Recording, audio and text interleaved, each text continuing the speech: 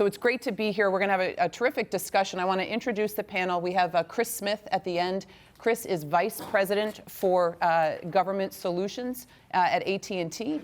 We have Greg Otto, who's the Editor-in-Chief at CyberScoop, and Aaron Cockerill, who's Chief Strategy Officer at Lookout.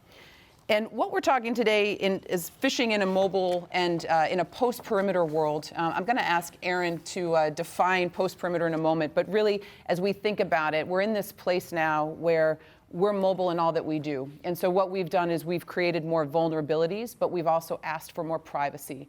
And what that's meaning is we're pushing security to endpoint solutions. And how does that create more vulnerabilities? 75% of executives say that phishing is their primary concern. We also know that 91% of most breaches happen from phishing in corporate events. But the issue that we have from a mindset perspective is that we typically think of phishing as a very linear, it's a corporate email that is sophisticated, although I'm going to push back on that term in a moment, to be able to social engineer a corporate employee in a very linear way. But really what we're seeing more and more, and this is what we're going to talk about, is that phishing happens obviously not just on corporate emails, but phishing now is using social media, it's using mobile applications. And as we are in an area and in an era where we're putting more of our personally identifiable information on the web, through social media, through different pieces, the opportunism that is available to malicious actors is much more significant than it's ever been. So it doesn't take a lot. It doesn't take a lot of ingenuity. It takes creativity and opportunism to really be an effective mobile phisher, but really to be an effective malicious actor in this environment. So Aaron, first, if you want to take a crack at how you define post-perimeter, and then explain how that creates more vulnerabilities for phishing in this world. So when we talk about post-perimeter security, we're really talking about the idea that as everyone adopted cloud infrastructure and started using mobile devices, what's happened is all of the traditional security mechanisms, security tools like everything from firewalls to secure web gateways, secure email gateways, that you had in your perimeter that protected all the devices that were connected to the network on your premise are no longer part of the security capabilities when you take all of the employees and you put them outside that perimeter, or you put them outside using Starbucks Wi-Fi, or connecting directly to the cellular network. So all of the tools that you had in that perimeter are no longer fighting against bad guys getting into the mobile devices, but also even the laptops that you take outside of the organization, unless of course you're asking your employees to run constant VPNs that back all the traffic back through these perimeters, which is sometimes problematic. But it goes deeper than that because, as Kiersten mentioned, a lot of the new adoption of mobile technologies into this post-perimeter world also rely on the employees frequently having their own devices being used as the device that consumes that data.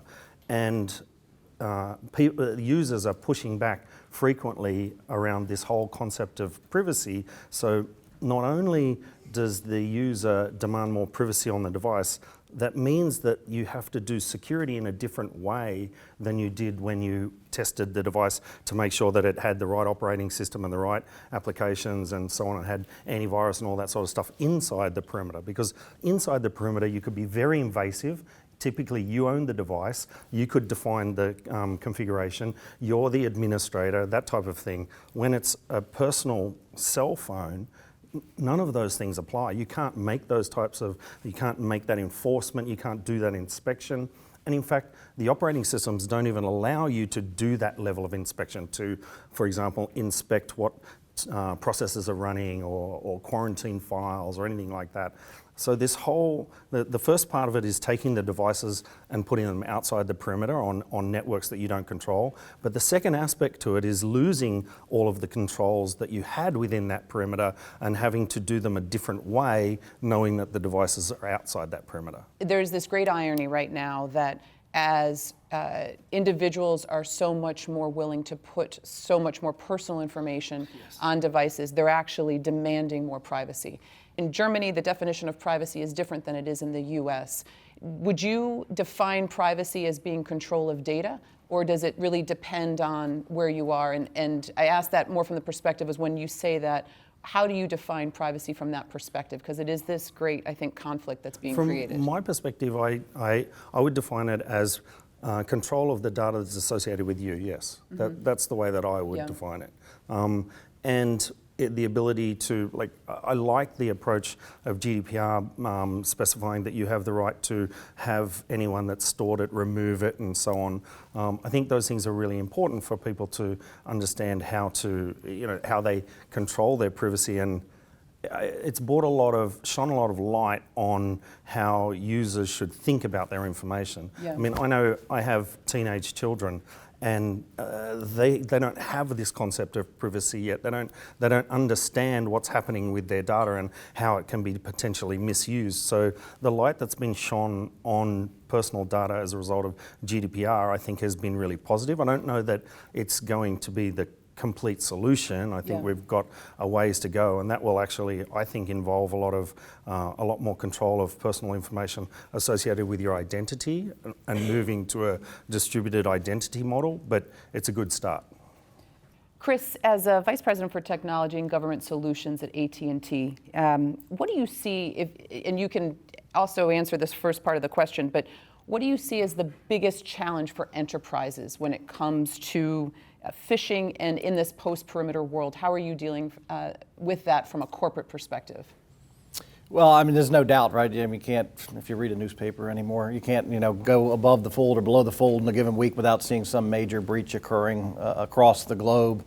And, the folks that are out there trying to do bad, whether it's nation state, criminals, hacktivists, you name the group, they're trying to execute something that's going to be tangible to them. So I think any going concern enterprise, small, mid-size, not-for-profit, up to the largest corporations and government agencies are in a battle, right? I mean, sometimes people get a little, squishy about whether or not we should call it an ongoing war. But the reality is the adversaries that are out there against us are well equipped, and they're continuing to evolve their tactics. So I think it's important that organizations obviously have these conversations about risk at the highest levels, but then make sure that they've got a tactical execution plan day in and day out that continues to evolve with the adversaries that are out there. So I think the conversation this morning is going to be very interesting because we're focusing on the mobile enterprise for the most part this morning in our discussion. And the reality is, at the edge, that's where most of the workloads are done today, and they're going to continue to go there, right? And we're going to have this proliferation of sensors as we go along. The numbers are staggering, right? They've said somewhere, depending on what you read, somewhere around 30 to 50 billion connected devices in the mid to late 2020s. So, I think the enterprise needs to see this as a critical part of the business. The last thing I would say here is that every entity really is a technology-driven concern these days. Software is embedded into everything we do, from our personal lives to our work lives. So staying focused on the matter at hand here is going to be critically important. I think the other thing we do is we sometimes mystify what's going on in cybersecurity. There are a lot of basic things that we can do day in and day out that secure us and make us a harder target. Unfortunately, they go on to other people, but doing those fundamental kind of one-on-one blocking and tackling things is critically important, and I'm sure we'll get into more and more on this. But right now, phishing obviously in the mobile world is one of the biggest entry points. So in the more traditional compute space. And it's becoming more and more sophisticated every day. So it's and especially if somebody's got credentials from within your organization, we call it phishing still, but they're actually valid credentials that people are sending payloads with, and then being phished, being having data taken out, having things stolen from them, so on and so forth. So you talk about phishing and where we are now is technology being at the core, but then there's this interesting complement, around human behavior.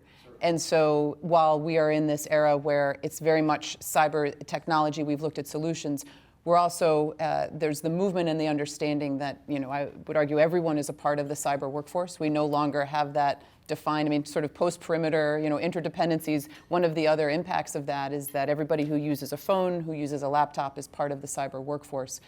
Phishing is this interesting intersection of both the technology and the human behavior piece.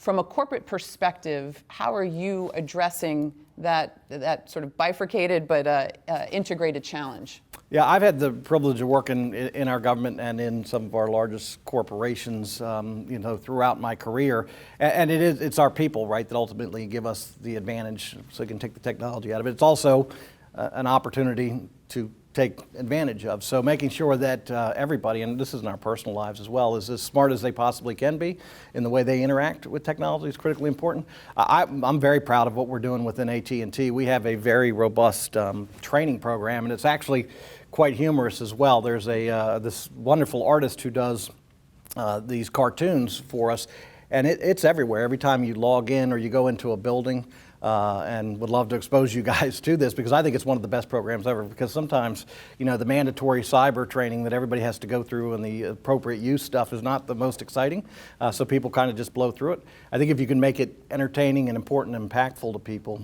it's a critical part of that approach that, maybe I didn't use the word holistic, but how you kind of protect your ongoing operations from the physical to the cyber to your people is, it's got to be done in a very smart way. That's why I say it's really about how does the C-suite down to every individual in the company kind of understand what's going on around them and how do they act each day. Greg, as editor-in-chief of CyberScoop, you've been working on this issue for a long time. You've seen it from discussing from individuals. You've done some great investigative journalism. End of September, you talked about the unpatchable iOS exploit and checkmate, right? The jailbreak, yes. Then the jailbreak and different pieces. What are you seeing as the emerging threat with phishing, and what are some of what you'll identify as interesting, but also helping to define whether it's a good or a bad thing about where the threats are moving in phishing campaigns throughout your research and in your conversations? Well, Chris used a good word, sort of mystifying what goes on around phishing, and excuse me. I think that's a key word because, and going back to what you were saying about sophisticated and how that word really doesn't apply here, I think that's the big takeaway in talking about phishing campaigns. This is still not hard. Yeah. This threat has been around longer than I've been covering cybersecurity. Phishing is still the main vector by which every hack you've ever heard of has probably happened, and it's an email. It's a simple email and it's a simple link. Every one of you sitting here right now knows how to put a link in an email. So taking away the smoke and mirrors around phishing, I think, is a big step into figuring out how to guard against the threats, because there are a lot of stories that, this sophisticated actor did all of these cool hacker tricks in order to get into the system. No, they sent an email that said, hey, do you want tickets? Or, hey, Bob from accounting, because they just managed to run a LinkedIn search. They know who is in your HR or accounting firm. Bob from accounting sent you this. Can you check out this document? And they're in, like that. That is not sophisticated at all.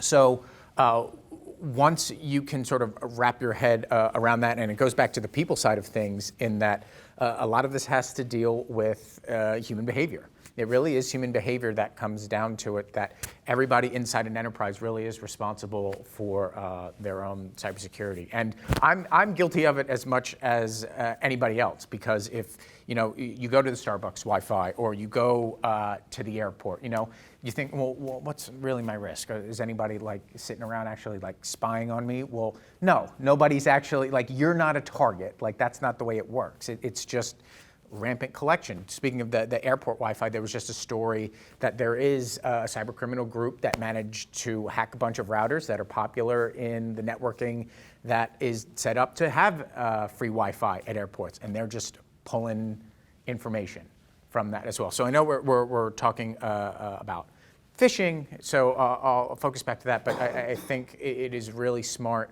to realize that it is not that hard. It is not that hard for the attacker to use phishing to get everything, corporate, personal, whatever they want, and really cause some problems for everyone. I think we should add to that, just because there's a common misconception. So the phishing that we're talking about here absolutely does occur through email, and typically, like we said, does come through a link. But those links can be equally easily embedded in things like SMS and Facebook Messenger and Signal, Telegraph, and every other social media messaging platform. And what's really important, so that's an easy thing to do, and then you can take advantage of, I can pretend to be a friend or I can become your friend and all that sort of thing. So it's important to recognize that's a new avenue that has opened up primarily on the mobile platform. But the most important thing to realize about that, when you come back to the discussion that I had about post-perimeter, that means that you no longer have the tools to inspect those links or those messages. When it came in your corporate email, you had a tool that was able to inspect that content.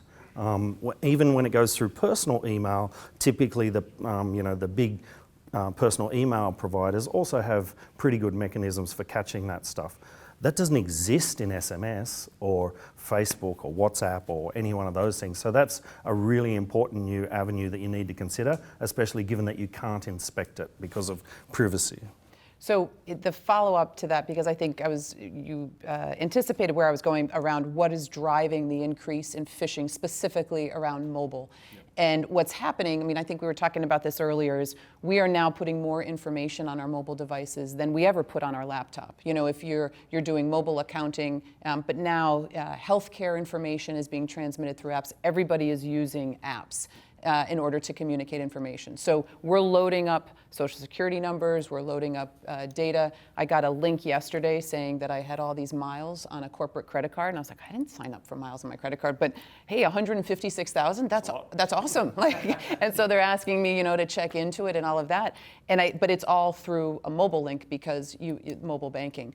So what do you think is driving the increase in mobile phishing? And I'll lead a little bit because I'm curious. Do you think it's because there's more personal information out there that's easier to access? So to Greg's point and to Chris's earlier, it's opportunistic. There's just more information that you can work off of. Because to your point, it's not the corporate, it's Bob in accounting. This is about the personal information that you're much more willing to be relaxed about. I think, I want to make sure everyone gets a chance to answer this, but I personally think it's got a lot to do with just ROI for the bad guys. Yeah. Like, phishing is more successful on mobile devices. There's a whole bunch of reasons for that. The user interface is designed, it's designed for awesome ease of use, but just really simple things like you can't hover over a link in any message on a mobile device, whether it's SMS, WhatsApp, or email. So you can't see what the real link is if it's a shortened link. You can't see the URL that you're going to when you tap on a link because it shows that URL and then the address bar disappears to give you more real estate to look at the web page. There's a whole bunch of design decisions that have been made on mobile applications that effectively make it easier for phishing to be successful on mobile devices. And this is, I think it was 2011 that IBM did a study. They got a bunch of servers that had been used as phishing attacks and serving phishing attacks. And they found back in 2011 that the mobile device was 3 times more likely to be successfully phished. And I would say back then we used mobile devices a lot less than we do now. So that number's probably gone up, although they haven't done a recent research. Chris, what do you think is driving the increase, particularly on mobile? Do you see from your enterprise environment different approaches or tools from a mobile perspective? Yeah, I think Aaron talked a little bit, on this. It's the ease of use, right? It's the ubiquity and the capabilities that are now in our hands, and again at the edge, wherever you are at any point in time that you want to be able to kind of interact, whether it's work, life, or play, makes it a interesting vector to opportunists. Again, I talked a little bit about the fundamentals having a very robust set of capabilities, and same thing on the mobile side, right? If you're running a large enterprise or you're running a mid-size, doesn't matter, right? You want to have your stuff up to date. You want to be running the latest operating systems, the latest software versions, because those are being hardened, right, to a greater extent. Making sure your patching and scanning is up to date, not sexy stuff, but critically important. Same thing goes on the device.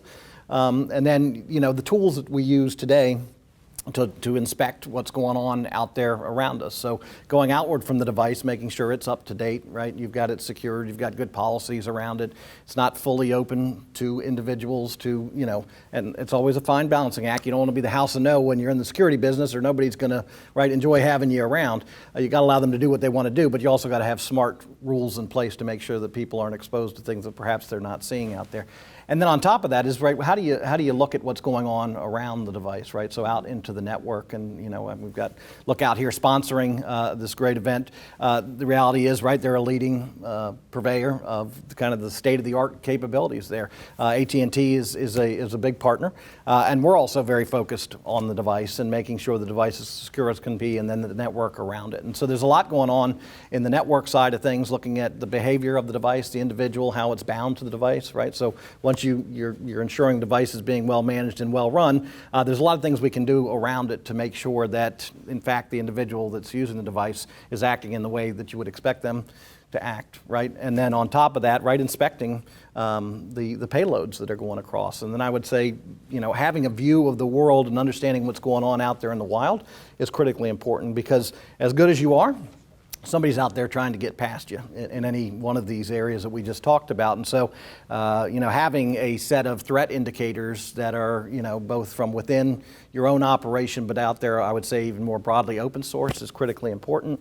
We're certainly very proud of the work that we've been doing in this space with the Open Threat Exchange, which is the largest open threat exchange platform out there. So seeing in the wild what's going on, then applying that back in through machine learning, the latest algorithms to look at what's going on in the ecosystem around you. So you talk about the opportunities for malicious actors, and Greg and I first met a couple years ago. I ran President Obama's Commission on Cybersecurity, and one of the things that we looked at was small businesses. And now, as a follow-up, we're running a nonprofit to look at the easy campaigns to help small businesses be more secure. And so one of the things that is related to something you said earlier, Aaron, but interested to get all of your feedback, is the supply chain security. And how, so you're talking about we can do these different things when you're in your own enterprise, and we can also ask individuals to be aware of what they're doing. But how does mobile phishing take advantage of supply chain vulnerabilities, and what can be done? And supply chain, I mean that both from an enterprise perspective as well as an individual, because each of us are part of a supply chain, whether it's with our banks, with our grocery stores, whatever apps, Amazon, however we're using it. What are the things that can be done to be more of a secure component of a supply chain as an individual and as a company? And how can you be aware of those vulnerabilities? I'll ask each of you that, but Aaron, if you want to start. I think from my perspective, one of there's obvious solutions that you need to incorporate in terms of corporate email and so on, so that you can have identity be well understood from your Exchange servers, and Office 365 and G Suite do a bunch of that for you, especially when you have hosted domains and all that sort of stuff. So that's important between the supply chains. I think increasingly we'll have authentication mechanisms that will help between supply chain organizations stop using things like email and start using integrated systems for handling those things. And so you're not relying on the phone call to say, hey, can you send me all the W-2s for all your employees over the blah, blah, blah, one of those things.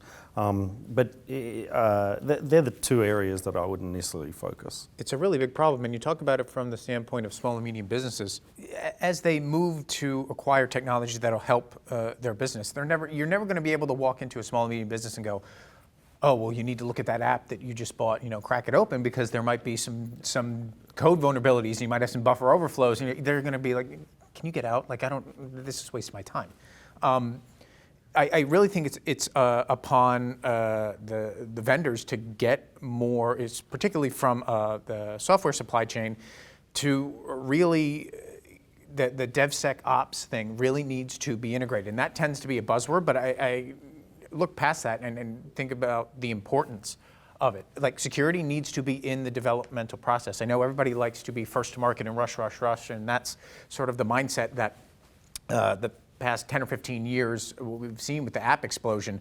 But security needs to be built in on the software side right from the beginning, because all of these apps are going into these phones. And everybody just takes for granted that somebody out there is thinking about it. Well, probably not. So that is definitely something that I think is incumbent upon people that are developing this software to really make sure that security is being put into it. Otherwise, you're just putting the greater economy at risk. Yeah, I'd echo what Otto just in there. And before that is that, embedding security at the beginning in anything you do. I think one of the big impediments to small, mid-sized businesses or small, mid-sized organizations, public sector as well, is having, the staff to go implement on these. They're really focused on the mission. I mean, everybody's focused on the mission and the bottom line, but small and mid-sized business don't have the bench sitting there to go do some of the more sophisticated,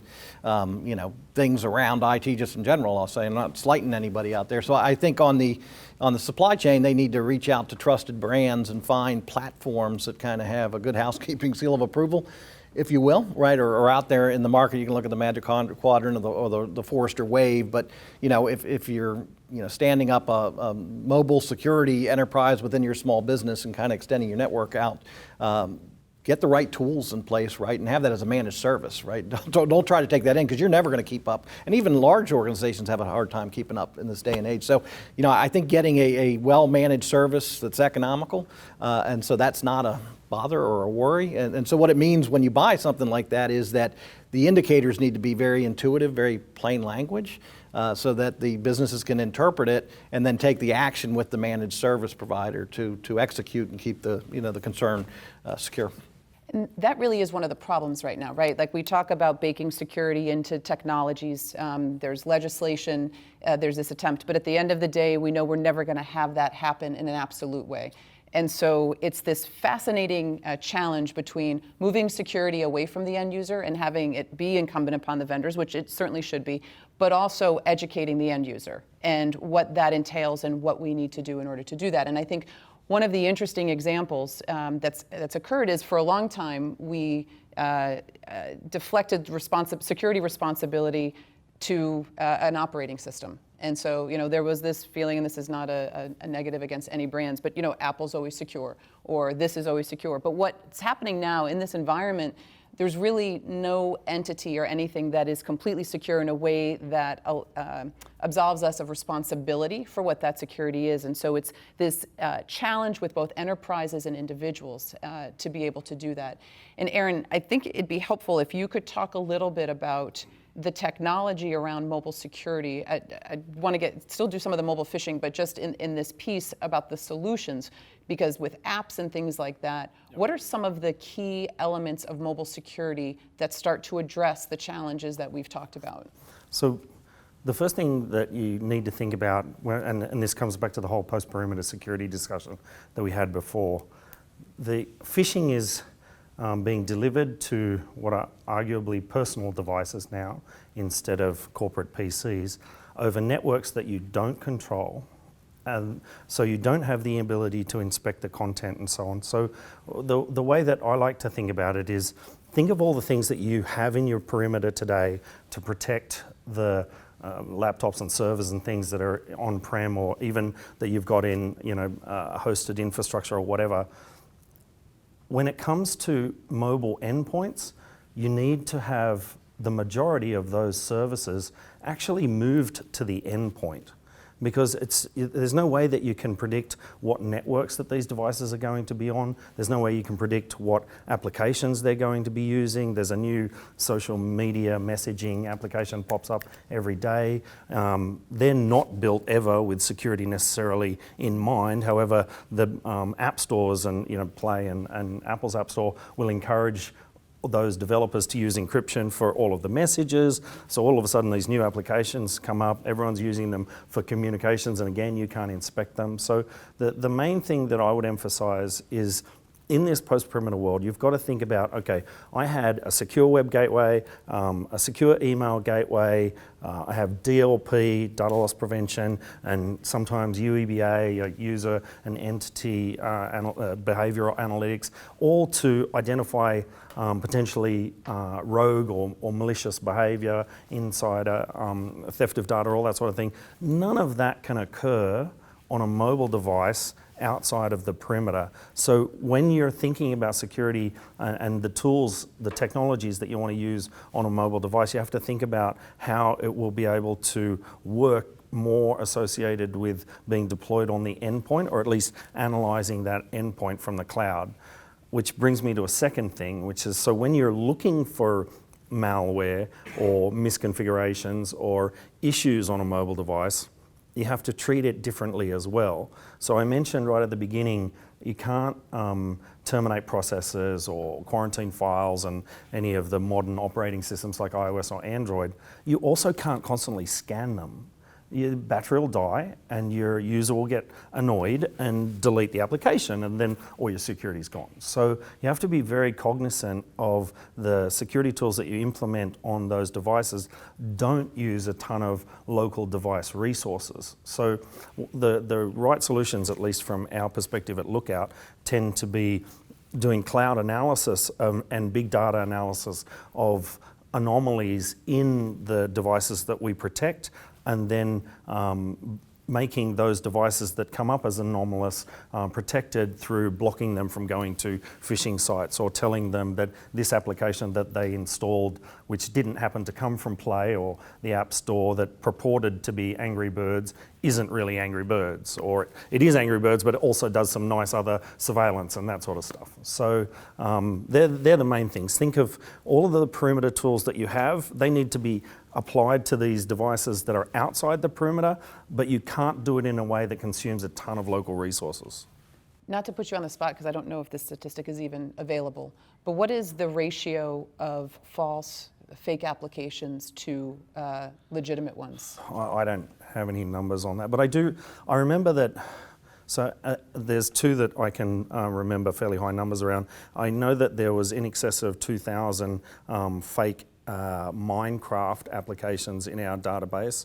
And then also when Fortnite, I don't know if anyone knows Fortnite. So Fortnite was that application that is it Epic Games or Yes. whoever that published it, they decided, at least in the Android ecosystem, to not go through Google Play, and that just sprouted thousands of malicious versions of that application. The fake ones were created before the real one even went live. Yeah.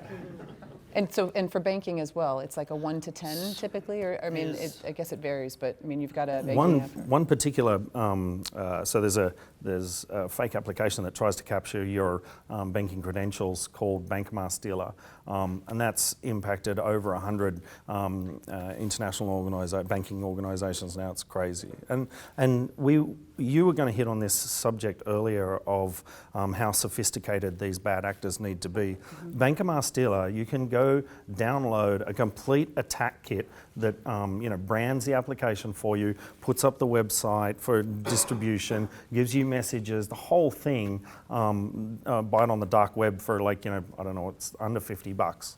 So these are not necessarily sophisticated attacks. And they don't even need to get a lot of money. It's like ransomware. It actually, you don't want to be too strong on the radar screen and stay under it. Chris, as you look at phishing on the endpoint, how do you think CISOs can protect against phishing on the endpoint while maintaining privacy within an enterprise? Because the privacy conversation that we had at the outset is interesting both for individuals and then obviously for the enterprise, because certain things are enterprise property versus individual. How do you see that as being an opportunity and what's being done? Well, it's always a balancing act, right? I mean, and a lot of rules around what's appropriate and what's not. Just on the phishing side, I think the ability, if it's on the enterprise side, the ability to inspect the payload, right? Very clear. But you got to respect the privacy of the individual, and so if they're co-locating information, if it's a BYOD implementation, obviously it's a lot more difficult. If it's a enterprise issued device, a little more leeway there. But I think you always want to be cognizant of that. We certainly take the privacy of every one of our customers as a critically important factor. So I would say if you're going beyond what's kind of legal in the, not legal, what's allowed in the enterprise, opting in is always the way to go, right? Get the individual's consent if you're going to be looking at payloads, doing deep inspection on that. But I think Aaron said it well, is looking at behavior across the board and aggregating it so that you can figure out what's going on, then take action to stop it. And it's even better if you can stop it before it becomes prolific, is critically important. So, getting down to the individual, I think, is not as important as it perhaps used to be. You always got to figure out if somebody's been compromised, resolving it and where they are, and sometimes in larger enterprises it's not as easy as people would like it to be. But I honestly believe with the things that we're doing with artificial intelligence, machine learning, increased automation, the ability to look across the kind of attack surface and find the things and then take action on them is where we're headed, right? I mean, there's great examples of that going on today, but it's even going to get better as we move forward. And then I'm going to keep going back to the open source side of things. The more people you have looking at stuff, the more quickly you're going to resolve it. So just the ability to share information, and we talk a lot about it in the cyber world, but we still don't do it real well. The ability to kind of see the events as they're starting to unfold, because these actors act like normal software developers. Even if they're not mature at what they're doing, they kind of test out their kits, right? And see, is this working right? Can I go take advantage of this vulnerability out there? So we see in the network, we see the surge in activity, generally before something happens. And then once they figured out it's going to work, it goes very large. So again, stepping back, having that aggregate view, and then be able to be actionable about it is always critically important, because it's wonderful to know something's about to happen, but if you can't do anything about it, doesn't put you in good stead, right?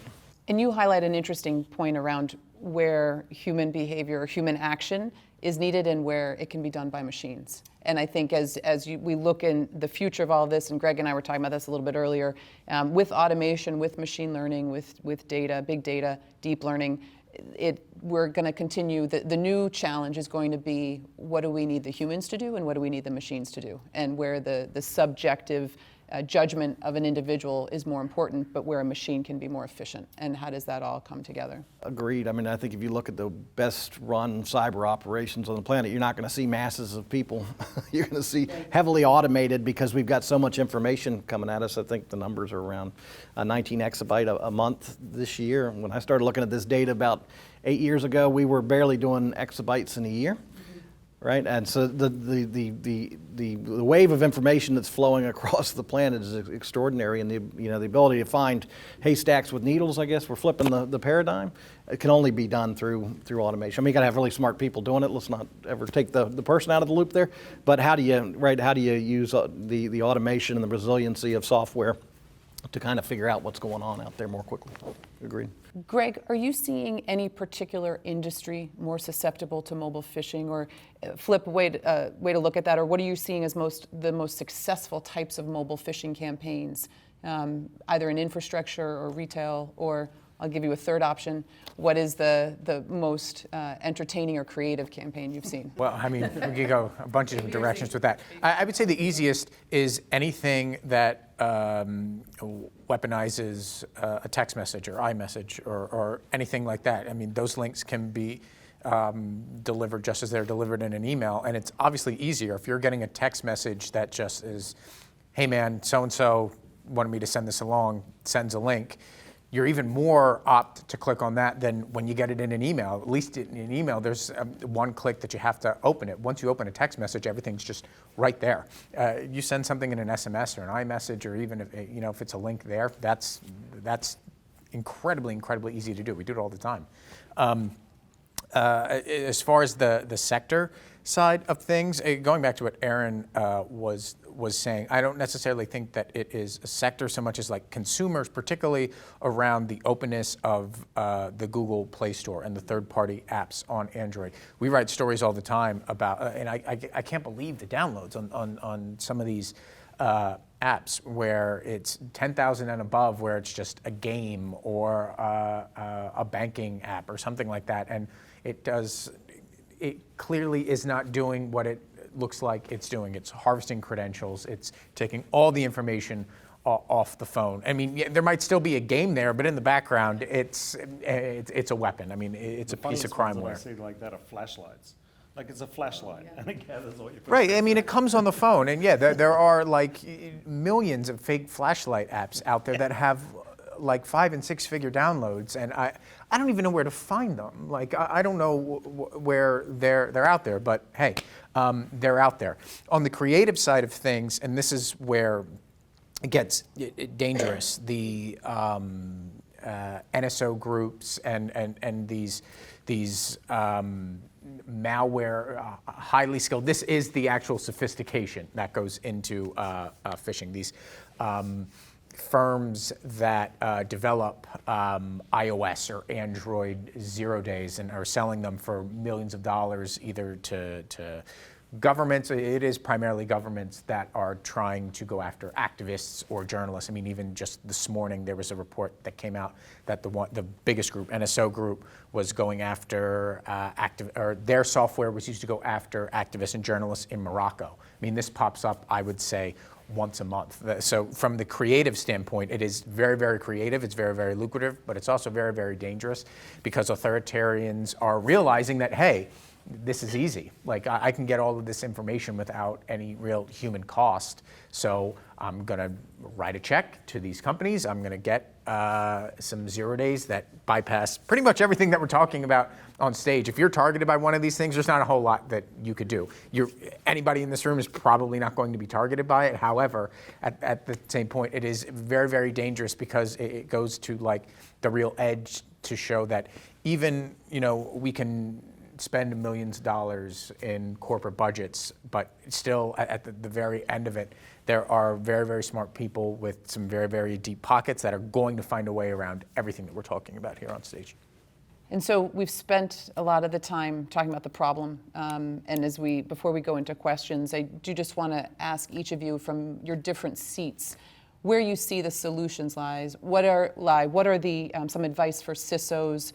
What's the role of employee training and accountability? How do you get a C-suite executive leadership team to understand now that it's not just the phishing and the whaling on a laptop, but that mobile phishing? Because I think, Greg, you make a really important point, which is, again, it's a human behavior vulnerability. We have gotten so, the texting is so casual and it's so not accountable. You don't need to identify who you are. You don't have any of these things. You can just use very general language. And each individual can think of a million people from whom that would come, or how a company communicates with you because it's in a mass way. So what is the advice, either advice or solutions, that you think should be prioritized when it comes to mobile phishing? Aaron, I'll start with you. Other than Lookout. Other than Lookout? No, I'd come back to the point that I made earlier, which is especially when you focus on mobile phishing, you need to engage with solutions that will provide the ability to identify these attacks and block them at the endpoint. Because, like I said, these mobile devices are connected to any type of network that, even the bad Wi-Fi networks at airports or whatever. So that it has to be an endpoint-oriented solution, and it has to be a solution that goes across all applications. It's not enough to just inspect email or just inspect SMS or just inspect WhatsApp. It's got to sit essentially at the network interface layer. So they're the two things that I would say. There continues to be a really important aspect also of user training. Like that always should be part of it. But just since you asked before the previous question, on the attacks, especially the NSO ones, NSO group, or any of those nation state ones, the types of attacks that you get in SMS are along the lines of your daughter with the right name for your daughter, because you've posted that somewhere on social messaging, has just been in a serious accident at the school she goes to, because that's also all over your social media. Click on this link for more information. And whilst you can train your people not to click on links from SMSs from people that they don't know and that type of thing, there's no parent that's not going to click on that link. But no, so focus on the endpoint, make sure it works across all network interfaces and across all applications, and make sure that your first focus is on mobile, because that's the biggest ROI for the bad guys. Before I go to Greg and Chris, can you just do a quick summary of how the Lookout technology works in regard to that? Yeah. So what we do is, I'll describe two parts of it. The first part is and we haven't spoken much about this, we target identifying phishing infrastructure in the cloud. So we actually hunt phishing infrastructure. We identify phishing sites as they come up. And we've been very, very successful at that. And so I won't get into the ways that we do that, but the important point here is that traditionally these links have been blocked by tools that you call secure web gateways. And secure web gateways analyze the link that users click on when they click on it, subsequent to them clicking on it, and they always let the first person go through. So we sort of refer to that as a sacrificial lamb solution, because that first person gets that bad link, right, whatever the bad content was. These phishing infrastructure that I talked about before, the kits that you can download, they enable one-time links. They enable you to avoid testing infrastructure from AWS cloud and the IP ranges for typical testing and all that sort of stuff. So it's really important that the phishing solution that you choose is not just doing this sacrificial lamb analysis for desktop browsers, but they are actually hunting phishing kits as we do. So that's one very important and successful part of our phishing solution. The second part of our phishing solution is the client that you install on the mobile device. Our client is able to inspect every link that the user clicks on, or even that the application opens. So some applications, for example, will include, advertising SDKs and so on, and they will reach out to links by themselves without any user interaction. We'll block those as well if they're phishing attacks. So on our client, the Lookout for Work, essentially what it does is it looks at every URL of every connection, looks to see in our data set whether it's a potentially malicious link. We cache the majority of that on the local device so that it's no impact on performance. But if we've never seen it before, we don't let it through. We do the analysis first and then block it if it's bad. Thank you. Greg, priorities from a solution perspective, either as an individual or from an enterprise perspective, what do people need to be paying attention to when it comes to mobile phishing, and where the solutions lie? Yeah, well, I think the solutions lie because I don't think you're ever going to have people paying attention to this. People have to be doing their jobs, and as much as everybody in here tends to think about cybersecurity, the greater population just does not think about it. So I think really the solution is to build it in to make sure that it is seamless, so the user does have that trust just right off the bat. One of the biggest I think wins overall in the past 4 or 5 years was Apple moving to put everything on a secure chip, and iMessage was encrypted from the beginning. The iMessage user experience hasn't changed at all. It's the same thing, but there is that encryption protection. They're just there. It's on there. The user doesn't even know it's there. Getting to that point where everything else that we use gets to a point where a user doesn't have to worry about it. I mean, on the corporate side, that's just not going to happen. There's going to be a little bit of a performance, and there's going to be some rules.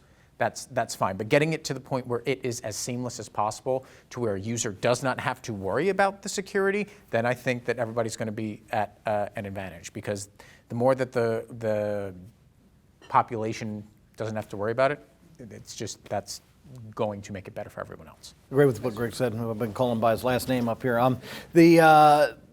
think as you look at your enterprise, you got to look at it from edge to edge, right? And the edge is wherever your employer or customer ultimately is. And so while we've been focusing on mobility, I would say this holds true for your wireline and your wireless kind of assets out there. Looking at it from edge to edge, and then ensuring that where you're going, it's virtualized in today's age. There's a ton of automation in it, because that ultimately leads to a lot of adaptivity and resiliency. And so in many cases, the adversaries we started talking about are moving at a quicker pace than we are, because we got a lot of legacy environments we got to manage while we're doing the new cool stuff. And your mission, right, or your job is to protect the entirety of the ongoing operation. So I think those 4 things, if you're doing those, in many cases you'll probably end up saying, is this something I can keep up with, or do I need to get in with a partner who can run a managed service? And this isn't a sales pitch. I was a CIO of a large cabinet level agency for many years, And I always looked at what was the payback? Was it something that I could keep up with, have the smartest people in, or did I need to bring partners around me to do that? And I would say in mobility, and I'm going to use the story from kind of my world in agriculture when I was CIO, we were there. We did the first generation MDM, right? I mean, we were there when it changed to MEM, and the acronyms keep changing. But the reality is we did it ourselves the first time. The second time we kind of half did it ourselves. The third time I was like, there's no way that I'm going to do this on my own alone because it's changing at such a pace I couldn't get the capital to keep up. So I think the reality is when you put the entirety of your operation together, you got to figure out how do you balance what you've got going within the concern with those partners out there, and how do you keep out in front of the adversary so that you're focused on the mission and you're protecting the privacy and the security of everything you do each day. I think that's a great point to enter into the questions, because this is all interdisciplinary, right? And so you want to get the strongest capabilities and bring them together to collaborate. So we'll go right now to audience questions, and I think Eileen's got a microphone. Is there a question over there? Thank you. Hi, my name's Justin. And actually, Chris, I'd like your opinion specifically on this. For so long in regulated industry, the concern has always been about the corporate data for so long. Now that we are moving more towards a bring your own device, productivity centric, how do we get the users to do more with less and make them more comfortable? We also have to be in that personal privacy concern, and it has to be the top of our list. Everybody's worried about Big Brother, and I'm familiar with Lookout's product and all that other stuff, but how is AT&T and other companies educating their users? Because if users aren't educated, you won't have the adoption rate, and the deployment was pointless at that point in time. Yeah, I talked a little bit about this earlier. We have this just phenomenal cartoon kind of character set that does stuff. It's called Murray. And every time you log on to a corporate asset, Murray's right there, and they've got some little, like one panel kind of cartoon going on, like, are you protecting your password? So I actually think we got to do a lot more as a community to use entertaining kind of and impactful media to get people to understand what's important to us. Because we were talking about the multi-generational aspect of kind of privacy today, right? And kids all the way up to, the millennials that are in there, to the older generations, have a completely different view from one end of the spectrum to the other. So somehow we've got to get folks understanding the importance of it. And, the question that was asked earlier, what's your privacy worth? For me in my private life, it's a donut. If Dunkin' Donuts says they're going to give me a donut, I'll opt in with them. I'm being a little facetious here, right? But when another concern may ask me, do you want my information? I may answer differently. And then when it gets to government, it's a whole different world, right? I mean, people's view of what government should have, and rightfully so, is completely different when they believe another, large search engine company might want to have on you, right? So I think we haven't figured it out across the spectrum of the generations of folks that we got out there, but it's critically important that we do, because more and more of our personal lives are out there in the digital world. So I don't know that I have a great answer for you, other than I think we need to be very respectful, and that's where we, as an organization, is very much in the customer's purview as to what they want to share with us as a company. And I think that's critically important as any ongoing, operation looks at it, is, what are the rules around if it's in your enterprise and it's your employee?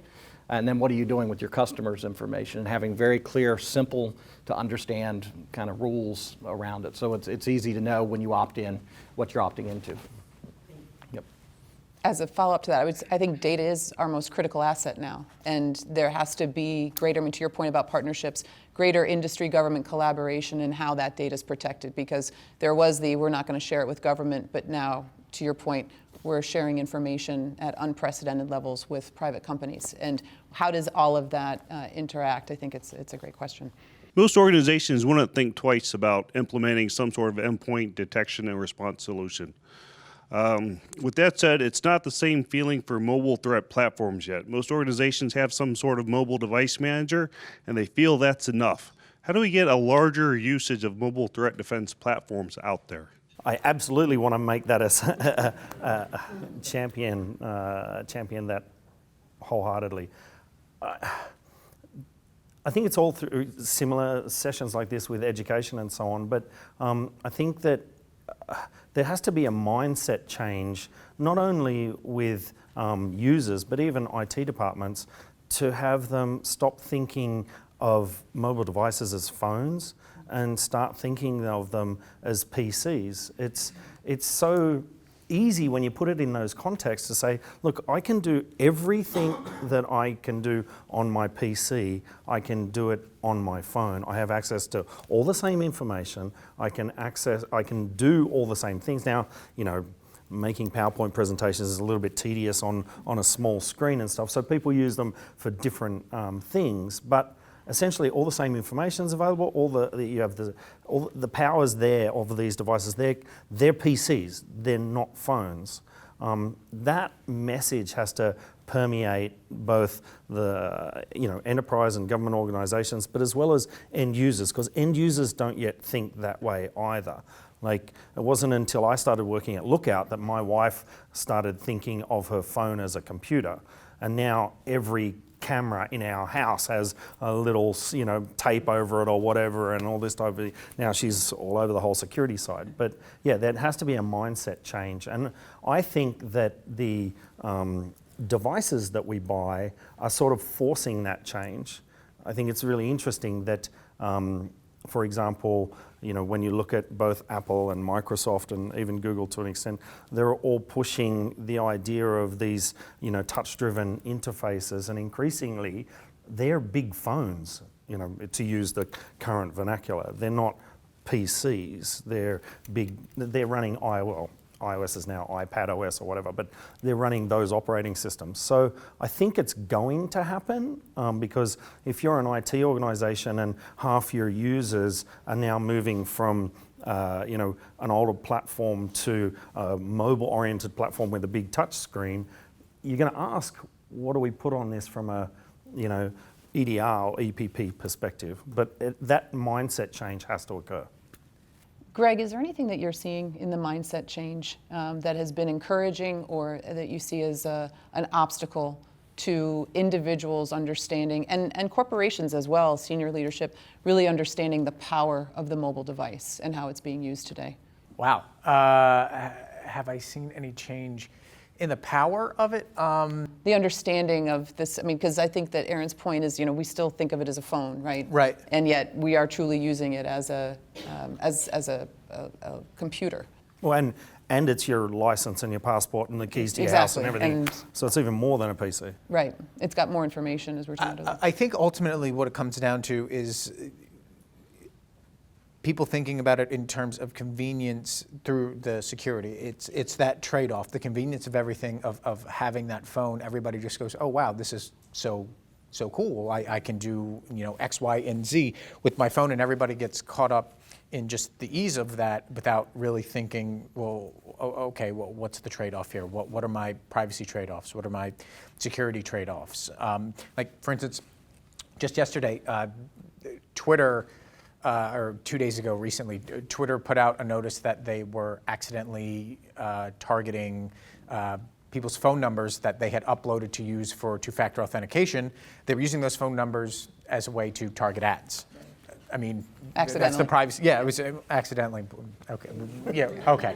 That's what they said. But no, that goes right there to what we're talking about. Even on the security side, having that convenience, we're just taking that assumption as okay, everybody's going to operate in the right way. And I think that the mindset is changing a little bit to be a little bit more guarded. We obviously have a long way to go because all of this is so new and everybody's obviously been so wrapped up in the cool things these devices can do that only now am I starting to see more people realize what is capable from a security perspective, particularly if they aren't thinking about security from the get-go.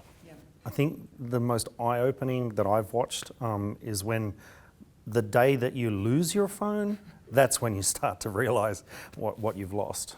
Yeah, I think we need to add it to like Maslow's hierarchy down at the bottom, because when you see a bad storm or some terrible event go on, the first thing you see is everybody's plugging in their phone, right? And so that's part of your security pyramid there at the bottom. So, yeah, I think it's incumbent on each one of us right? That when you go to take an action on your device, you should be thinking the same on your computer, that you're about to take an action, and is that action something, and you don't want to be paranoid about it, but I think you need to think, and we didn't talk a lot about Wi-Fi hotspots. I mean, Greg, you talked a little bit about it, but if I ever connect into a Wi-Fi, I kind of take a second and I think about, why am I connecting into a Wi-Fi that I don't know, right? And if I'm going to do anything that's like, my personal banking or anything like that, or work related, I'm like, okay, I'm going to turn on a VPN here, right? I mean, you want to push that policy so it just happens for all your users as you go across, but if you're not, and it's your personal device, right? I mean, you should really think about, do I really want to be on here and go, check the bank account and take an action sitting at this place where there's, the 5 Starbucks names on here, but I'm sure I'm sitting in one Starbucks and I can't figure out which one it is? I just have a comment back to that. So I think it's the older generations that are struggling with the definition of a phone versus a smartphone. The younger generation don't know what a wired phone or phone is, right? So I think as we start to retire, that definition is just a smartphone going forward. So, Yeah, no, I think you're right, but there's also an issue with that age gap as well. The older folks that think of them as phones actually tend to have a better awareness around privacy and posting their information online, whereas the younger generation want to take advantage of all of the ease of use and will happily share all of that information and are not realizing when they share it with the wrong place. So, yeah, generational challenges. I'll take this opportunity to thank so much my panelists, Chris, Greg, Aaron, for your comments, and thanks to the audience for your participation, and appreciate the thoughtful conversation as we think through the emerging threats and where they're going. Thanks very much, everybody. Thanks to you guys for coming. Thank you.